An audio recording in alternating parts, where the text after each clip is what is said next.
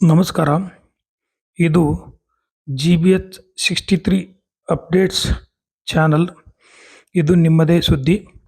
ಇತ್ತೀಚೆಗೆ ನಡೆದ ವಿಧಾನ ಪರಿಷತ್ 6 ಕ್ಷೇತ್ರಗಳಿಗೆ ನಡೆದ ಚುನಾವಣೆಯಲ್ಲಿ 3 ಪದವೀಧರ 3 ಶಿಕ್ಷಕರ ಕ್ಷೇತ್ರಗಳಿದ್ದು, ಇದರಲ್ಲಿ ಆಗ್ನೇಯ ಶಿಕ್ಷಕರ ಕ್ಷೇತ್ರದಿಂದ DT ಶ್ರೀನಿವಾಸ್, ಬೆಂಗಳೂರು ಪದವೀಧರ ಕ್ಷೇತ್ರದಿಂದ ಶ್ರೀ ರಾಮೋಜಿಗೌಡರು, ಈಶಾನ್ಯ ಪದವೀಧರ ಕ್ಷೇತ್ರದಿಂದ ಡಾಕ್ಟರ್ ಚಂದ್ರಶೇಖರ್ ಪಾಟೀಲ್ ರವರು ಕಾಂಗ್ರೆಸ್ ಪಕ್ಷದ ವತಿಯಿಂದ ಗೆದ್ದಿದ್ದಾರೆ.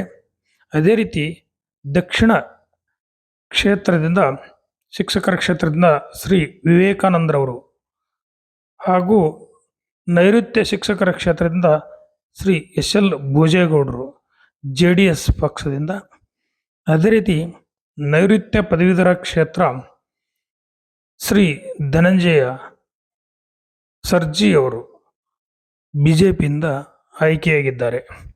ಇವರಿಗೆಲ್ಲ ನಮ್ಮ ಚಾನೆಲ್ ವತಿಯಿಂದ ಹಾಗೂ ಎಲ್ಲ ಶಿಕ್ಷಕ ವೃಂದದ ವತಿಯಿಂದ ಹೃದಯಪೂರ್ವಕವಾಗಿರ್ತಕ್ಕಂಥ ಧನ್ಯವಾದಗಳು.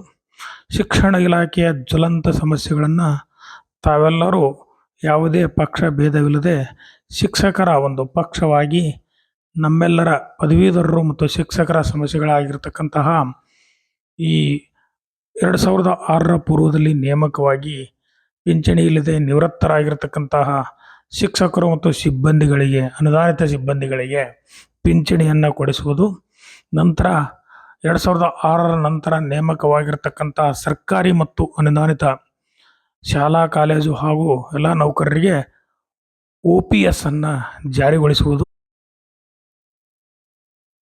ಉದ್ಯೋಗಿಗಳಿಗೆ ಉದ್ಯೋಗ ಸಿಗುವಂತೆ ಎಲ್ಲ ಅನುದಾನಿತ ಮತ್ತು ಸರ್ಕಾರಿ ಇಲಾಖೆಗಳಲ್ಲಿ ಖಾಲಿ ಇರುವ ಹುದ್ದೆಗಳನ್ನು ತುಂಬುವ ಮೂಲಕ ಪದವೀಧರರು ಮತ್ತು ಶಿಕ್ಷಕರ ಅನೇಕ ಸಮಸ್ಯೆಗಳನ್ನು ತಾವೆಲ್ಲರೂ ಒಟ್ಟಾಗಿ ಬಗೆಹರಿಸುತ್ತೀರಿ ಎಂದು ನಂಬುತ್ತಾ ತಮಗೆಲ್ಲರಿಗೂ ಹೃದಯಪೂರ್ವಕವಾಗಿರ್ತಕ್ಕಂಥ ಧನ್ಯವಾದಗಳನ್ನು ಸಲ್ಲಿಸುತ್ತೇನೆ.